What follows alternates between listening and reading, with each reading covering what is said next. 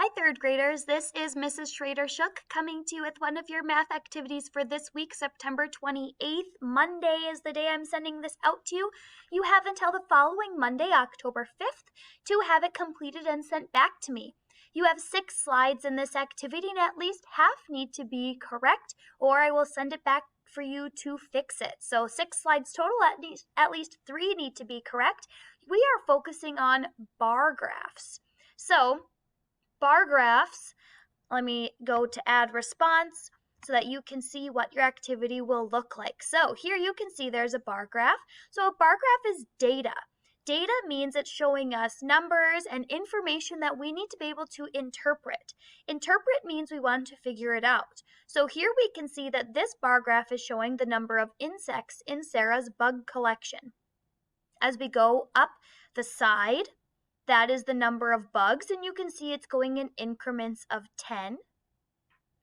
Then on the bottom, it's the type of bug, and you can see there are 4 different types of bugs: the ant, the bee, the ladybug, and the firefly.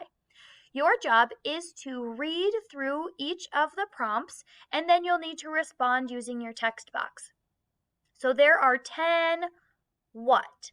So what you have to do is find, if here's firefly, here's the bar graph, how many are there? You have to look along the side to get to it, okay?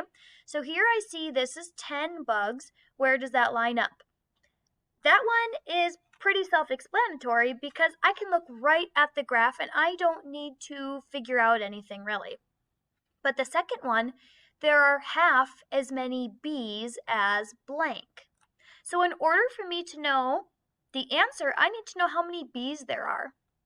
Once I know how many bees there are, I know that there's half as many bees as something else. So I'll need to take how many bees I have and double that.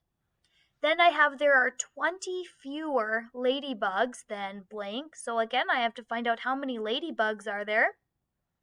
And there's 20 fewer ladybugs than something else. So then I have to figure out what that something else is, and then I put that text box right here. So let's say I think it's bees. Maybe there are 20 fewer ladybugs than bees. I would type that, and then I would move over that text box right here, okay? Then there are twice as many blank as ladybugs, okay? So I go through each of those, and then all 4 of those would need to be correct for it to count as a correct slide. Here we have another bar graph. Now this one looks a little bit different than that other one, so we need to make sure we understand what's going on.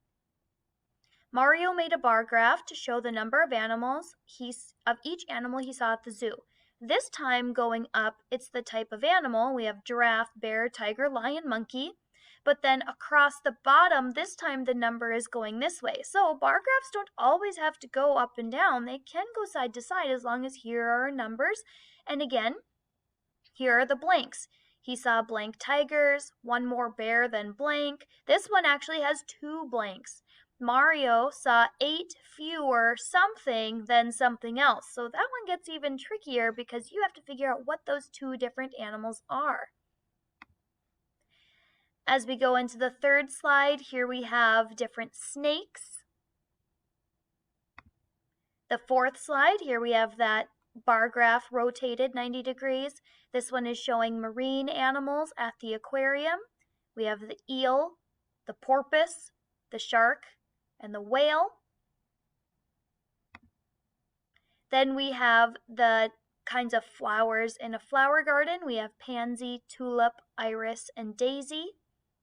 And then finally, we have different types of trees: oak, maple, cedar, and willow.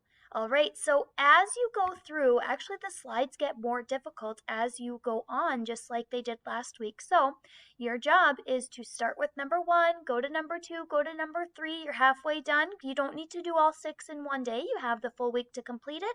When you're done, you'll hit the green check, and I will let you know how you did. All right, have fun with this bar graph activity. Again, this is Mrs. Schrader Shook with one of your 2 math activities. I hope you have fun completing it, and I will see you next time.